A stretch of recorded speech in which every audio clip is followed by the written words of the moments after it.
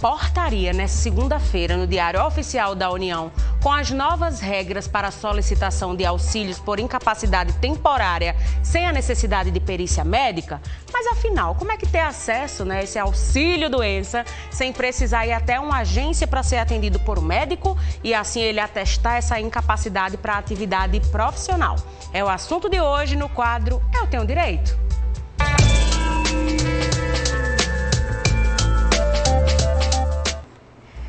E hoje a advogada Sheila Sodré trouxe reforço, o advogado previdenciarista Alisson Fortuna. Boa tarde, Alisson. Boa tarde, tudo bem? Querida Desirê. Boa tarde, minha amiga. Eu que agradeço você, viu? Sempre disposto quando é esse tema. Eu convido de última hora e ele topa. Ai, maravilhoso. E boa tarde, né, Sheila? Bem-vinda mais uma vez. Sheila, deixa eu começar com Alisson, porque, Alisson, teve uma mudança de nome, todo mundo popularmente sempre chamou de auxílio-doença, e agora teve uma nova nomenclatura com algumas regras diferentes. O que de fato é esse benefício, quando o trabalhador tem direito a ele? Explica aí um pouquinho pra gente. Bem, após a reforma da Previdência, o nome auxílio-doença, ele está sendo aos poucos esquecido, né? Então agora é o chamado benefício por incapacidade temporária, né? Onde o segurado do INSS, caso tenha a incapacidade temporária, né, ter direito a receber durante um período, dependendo da perícia que ele for passar, ou agora, como você falou, dependendo do documento também, sem a perícia, ter direito também a esse benefício. Eu sei que Sheila odeia uma palavra que todo mundo usa, que é se encostar, né, Sheila? Pois é, Desirê. E olha que essa palavra se encostar, ela ficou no nosso dito popular, no nosso costume. E a gente perdeu, a gente fala muito. Quando eu estou na televisão, a gente bate com isso. Porque dá a conotação de que você está tirando proveito de uma situação. Então, o auxílio é mais ou menos... Né? Exato. Quando você falava auxílio, é como eu estou precisando de um auxílio, aquela coisa mais negativa. E benefício não, até a palavra é mais positiva, porque eu tenho direito, eu não estou pedindo, misericórdia, me ajude, não, porque só vai ter direito a esses benefícios do INSS quem contribui. Tá? São as pessoas que estão contribuindo. Tem a quantidade, por exemplo, tem uma carência. Você tem que estar com 12 contribuições. A gente tem aí umas ressalvas no caso do rural, né? Isso, Alisson. Mas você pagou. Quando você paga, você recebe o seu salário, está lá o desconto da sua contribuição para a Previdência. Então, esse olhar da Previdência, olhar com esse olhar de que eu estou recebendo de uma caixa de assistência ou de uma assistência saúde, de uma assistência seguritária, tem que ter esse olhar. Então, o nome mudou, mas com essa intenção. E facilitou, realmente, a Alisson falou muito bem em relação a isso, porque eu vou passar para ele uma pergunta que incomoda muita gente, porque são os prazos, Desirê. Tudo bem, eu até estou lá com o meu benefício temporário, foi deferido, eu estou lá. Mas o que acontece? Vira e mexe, eu tenho que renovar isso. Então, Alisson, como é que fica para aquelas pessoas que já estão, por exemplo, recebendo esse benefício? E que, por exemplo, estou aqui me lembrando de uma pessoa muito querida que tem um problema seríssimo de hérnia de disco. E o trabalho dela é manicure. E assim, ela não aguenta. Afeta, né, Sheila? Exatamente. Diretamente. Como é que fica esse prazo, esse tempo? Então, essa situação do novo requisito para ter direito ao benefício por incapacidade temporária, para quem já recebe, não vai poder fazer o pedido de prorrogação. Aquelas pessoas que já vêm recebendo o benefício, está com um novo laudo, está com um novo exame, está com um novo atestado, ele não vai conseguir fazer o pedido de prorrogação. Essa nova regra são para aqueles benefícios, para aquelas pessoas que estão com até a data do requerimento, nós recebendo, dando entrada agora, o atestado ou laudo, ele fica até 30 dias para trás. Então, se tem 60 dias desse atestado, ele não vai conseguir entrar nessa nova regra da solicitação do benefício por incapacidade temporária. Tá. E outra situação é que não pode ultrapassar, Sheila, 90 dias. Tá? É o limite máximo. É o limite máximo. Passou de 90 dias, o segurado ele vai ter que solicitar uma perícia presencial. Caso não compareça à perícia presencial, Sheila, o benefício, infelizmente, aquele pedido vai ser arquivado, como a gente chama, por abandono. e aí só vai ter direito novamente, se requerer novamente, e aí vai entrar nas outras regras. Ô, vai Alisson, entrar nessa questão. eu estou confundindo aqui o juízo ou essa situação, né, quando a gente está falando desse benefício, por exemplo, a pessoa teve algum acidente ou se cirurgiou e esse prazo ultrapassa os 15 dias. Nesses primeiros 15 dias, a empresa fica responsável, né, pelo pagamento ali. Se passar desses 15 dias, a pessoa vai dar entrada nesse benefício ou não é isso, Alisson? Sim, a pessoa, até 15 dias, a responsabilidade é do empregador.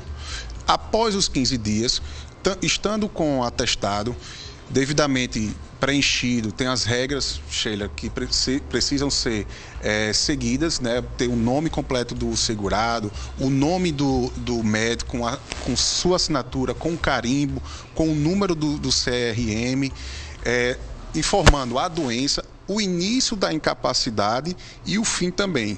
Aí essa documentação vai ser passada para um perito do INSS. Então, está com alguma doença, passou de 15 dias, a responsabilidade passa para o INSS, entra no meu INSS, que é online, não precisa ir à agência ou entrar em contato com 135. Não tenho acesso a telefone, não tenho acesso à internet, e aí você pode procurar uma pessoa de sua confiança, um profissional da advocacia.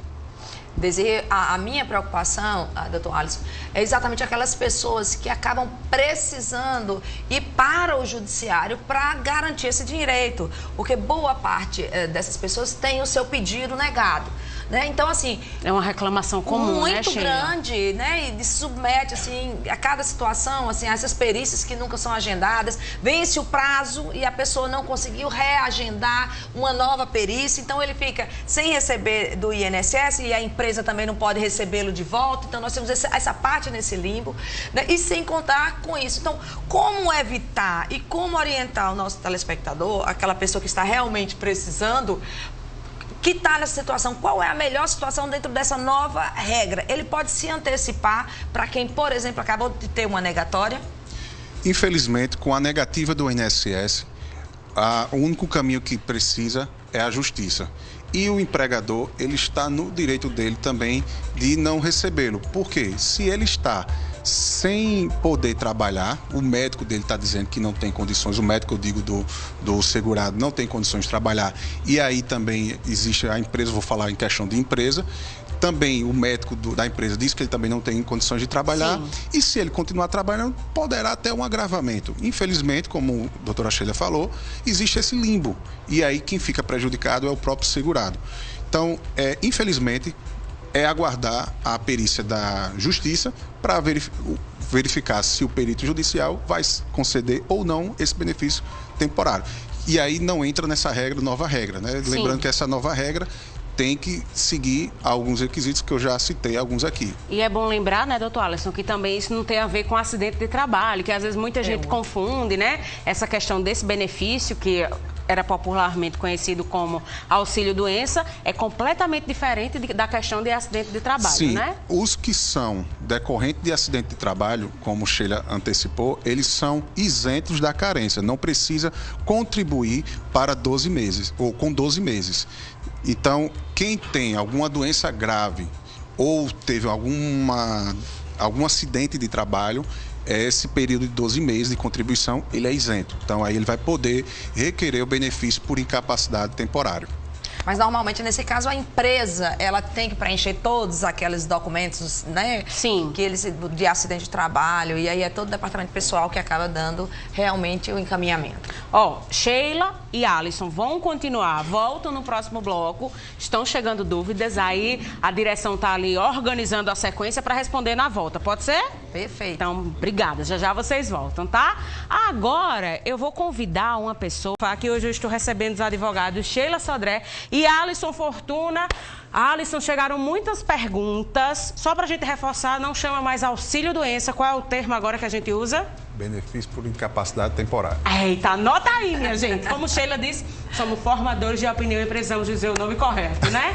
Boa tarde. Meu irmão trabalha de carteira assinada há 6 anos. Na adolescência, ele sofria com epilepsia e agora, depois de alguns anos, voltou. Ele tem desmaios e problemas nos nervos. Como faz para ele ter esse benefício, pois ele não está podendo trabalhar, conseguiu atestado por enquanto e até agora não começou com a medicação, pois pelo SUS é demorado. Nesse caso, Alisson, não seria uma doença que talvez ele pudesse ter uma aposentadoria? Porque parece aí a longo prazo, né, esse problema?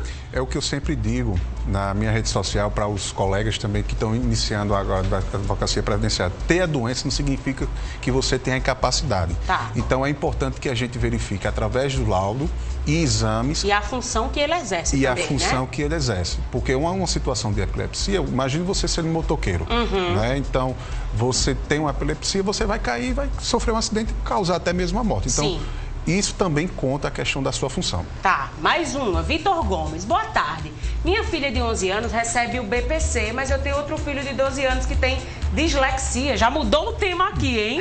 Ele também tem acesso ao benefício, Sheila? O que faz? Olha bem, esse benefício ele é específico para o núcleo familiar que é carente, né? Que dependendo da sua renda, encaixa ou não. No caso específico que ela vai falar da dislexia, eu não conheço a dislexia, dependendo do grau da dislexia, que torna a criança incapaz. Até porque eu conheço um bocado de gente profissional que é dislexo, né? Incluindo um bocado de advogado também. Sim. Isso não é uma incapacidade. Tá, então vamos lá. Mais uma. Simone, minha mãe tem 84 anos e não tem condições de ficar só. Preciso cuidar dela. Eu vou ter que parar de trabalhar. Eu tenho direito a algum benefício? Porque mesmo que ela seja aposentada, o dinheiro dela não pode custear meus compromissos. A gente está falando aqui em casos em que o trabalhador, o assegurado, tem a doença. Nesse caso, ela queria sair do trabalho para ajudar a mãe. Ela tem algum benefício previsto, Alisson ou Sheila? Olha, se ela fosse servidora pública federal, nesses órgãos tem algumas possibilidades de acompanhamento. Mas para a nossa realidade mesmo, que é o INSS, não. Nesse caso, não. Ela infelizmente, não... né, não. Temos o caso se a mãe dela, por exemplo, fosse aposentada por invalidez e precisasse, por exemplo, de um acompanhamento, aí receberia o aumento de 25%. Isso aí, se atendesse à necessidade dela, ela poderia abandonar o trabalho. O Lucas tem um laudo médico e CAD único para dar entrada na minha aposentadoria por invalidez. Vou precisar de algo mais e quanto tempo demora? Ele não é contribuinte do INSS. Virou o tema, viu, Alisson? Nesse caso, como não é contribuinte do INSS, o único benefício que ele poderia ter direito, dependendo da doença, né, da incapacidade, como o Sheila falou, ele vai só ter direito ao BPC. Mas invalidez, aposentadoria tem que estar contribuindo para o INSS. E a gente já deixou claro aqui, Sheila, em outro momento, que o BPC não é uma aposentadoria, né? Porque muitas vezes a pessoa usa erroneamente esse termo, dizendo, eu sou aposentado e ganho o BPC. Sheila já deixou claro aqui várias vezes que não é gera uma pensão, aposentadoria. Não gera outras questões, né, que a aposentadoria poderia proporcionar e proporciona. Marcelônia, boa tarde. Uma pessoa que é MEI e fez cirurgia no olho, ela tem direito ao benefício? Pode ter direito, sim, dependendo também da incapacidade. Tá. Se a incapacidade está... se a doença está deixando incapaz para o trabalho que ela exerce no MEI. Por exemplo, eu me lembrei disso porque até no caso específico, quem fez cirurgia plástica é MEI, é contribuinte, até uma cirurgia plástica. Você pode, claro, se você vai ficar sem trabalhar mais de 15 dias, você também pode receber, receber esse benefício. E por isso que Sheila defende tanto o MEI, né, em situações como essas também.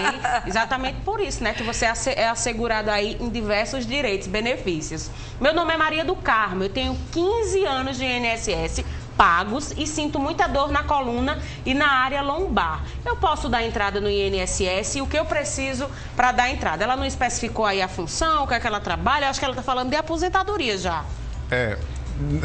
Eu vou repetir, ter a doença, ter a dor na coluna não quer dizer que você tem direito ao benefício por incapacidade temporária. É importante fazer os exames, pegar laudo do médico dela, da parte da coluna e verificar, preenchendo os requisitos, né, do atestado, do laudo médico, nome legível da pessoa, sem rasuras, a data do início da incapacidade e o fim da incapacidade, para dar entrada junto ao INSS.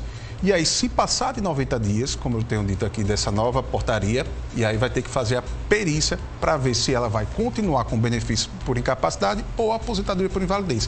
Ter os 15 anos não quer dizer nada. Paguei o importante 15 anos, né? é estar pagando. Tá. A Gabriele mandou o seguinte: quem nunca teve carteira assinada tem direito a algum auxílio-doença? Tipo, a doença seria causada por um acidente. Não. Não pagou, não tem não direito. Tem, exatamente. Se não paga, não tem direito. Muitas vezes, muitas chegam assim, eu nunca contribuí, eu vou ter direito a algum benefício? Infelizmente não, né, Sheila? Exatamente. Por isso que é importante, em relação, só para complementar, recebi várias na minha rede social e eu fiquei super feliz. Eram 2 mulheres que elas pagam a previdência como dona de casa, Sim. que também é uma aposentadoria, é uma forma de contribuição muito mais reduzida, é mais reduzida do que a normal. E olha aí, eu fiquei super feliz, porque elas estão e vão receber, né? Uma está grávida agora, então vão ter direito. Então, isso é importante. Se você quer, pensa e tem que buscar uma forma de contribuir com o sistema. A última, tá? Pra gente finalizar. Verônica, boa tarde. Eu comecei a pagar o INSS como autônoma em janeiro de 2020. Em fevereiro de 2021, fiz uma cirurgia. Daí, quando dei entrada no auxílio-doença, ele foi negado. Eu recorri novamente e até agora nada. E aí, Alisson, o que é que ela faz? Neste caso, procuraria a justiça, porque recorrer no próprio INSS não vai surtir nenhum efeito. Tá. Eles vão sempre focar no que o perito informou para não ter direito. Então, o perito da justiça poderá ter outros olhos. Um novo laudo, né? Com um novo laudo, novos exames. Tá. Então, infelizmente não deu pra gente responder mais dúvidas. Espero que podemos aqui, né, ter te ajudado de alguma forma. Vai lá no @ de Sheila, que é Sheila_Sodré, o Instagram dela, se você quiser seguir, acompanhar. Tem muita postagem legal. E especificamente sobre esse universo previdenciário, Alisson Fortuna é o nome. Também vai lá com 2 L e tal, o Instagram dele, e Y, Alisson Fortuna, o Instagram dele. Chique demais. Fazer o quê? Ei, Alisson, muito obrigada. Sheila, obrigada. Um cheiro pra vocês. Semana que vai cair no feriadão, né? Estamos nós aqui. É verdade. Vamos pensar nesses feriados juntos. Vamos para mais um intervalo. Na volta tem o quadro Solta o Som.